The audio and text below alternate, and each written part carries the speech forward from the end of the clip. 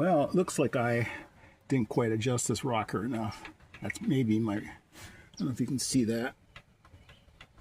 There's quite a bit of movement in that one. And let's see here. Another one. It doesn't have pressure on with the cam.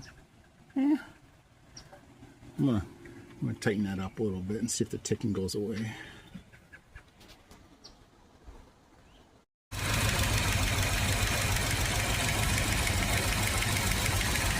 Actually, it was one of these two. I think it was this rocker that was loose. That sounds a whole lot better.